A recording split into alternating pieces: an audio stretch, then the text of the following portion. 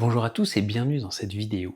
Aujourd'hui, je voudrais qu'on aborde une problématique qui n'est pas évidente, c'est quand autour de la table, vous avez une personne qui va essayer de voler, de charmer, de séduire, d'obliger un autre joueur à faire quelque chose qu'il n'a pas envie, et ça au vu et au su de tout le monde.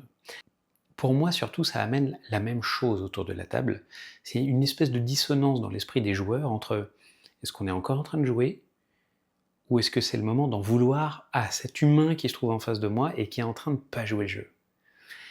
Et ça, en tant que meneur de jeu, c'est pas forcément facile à gérer.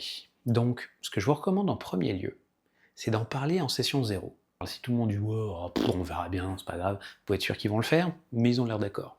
S'ils vous disent ah non, moi je déteste ça, ah bah ouais, moi non plus, il va falloir acter ça et que tout le monde se mette à peu près d'accord. Ce qui m'amène à la solution de base, proposer toujours du loot qui soit facilement partageable. Si vous avez 4 joueurs autour de la table, proposez un montant en pièces d'or qui se divise par 4. Ce sera plus facile que ah non, mais t'inquiète, je le garde, machin, et puis au bout d'un moment, il y a de l'argent qui se met sous la table. Ça peut être marrant, mais soyons francs, c'est plus rigolo quand on regarde La Bonne Auberge que quand on fait ça à table, entre nous, entre amis. Voilà, c'est spectaculaire et rigolo. Sur le long terme, ça peut être chiant, surtout si vous voulez jouer en campagne. J'ai jamais vu ça durer avec le sourire pendant très longtemps. Donc proposez toujours quelque chose de facilement divisible, et puis si jamais à un moment il est temps de récompenser un joueur, l'amener à trouver, disons, un objet magique particulier ou des choses comme ça, essayez de faire en sorte que les autres aussi puissent assez rapidement trouver quelque chose qui va les amener à se mettre à niveau.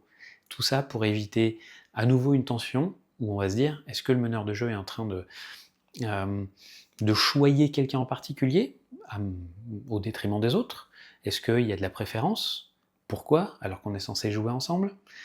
Voilà, donc essayez toujours de simplifier les choses pour que autour de votre table, vous n'ayez pas ce genre de problématique. Et donc, du coup, c'est la même chose pour tout ce qui va être interaction sociale. Au lieu d'essayer de me forcer, on se parle, tu me racontes, on joue ensemble, on est une équipe. Ou alors, on a décidé qu'on se faisait un one-shot où on fait tout partir en cacahuète, c'est chacun pour sa peau, et voilà, et on s'amuse. Mais dans la construction, en tout cas, d'une campagne, d'un jeu au long cours, le mieux, c'est de poser ça une bonne fois pour toutes dans la session 0, et vous ensuite de faire en sorte d'éviter les injustices et les moments où on se retrouve sur un espèce d'entre-deux un petit peu potentiellement toxique. Voilà, j'en ai terminé pour cette vidéo, j'espère que ce conseil de MJ vous plaira, n'hésitez pas à me le dire en commentaire, n'hésitez pas à me suivre si jamais ça vous plaît tout ça, moi j'en vais en faire d'autres et j'espère qu'on aura plein d'interactions ensemble. Merci beaucoup et à très bientôt.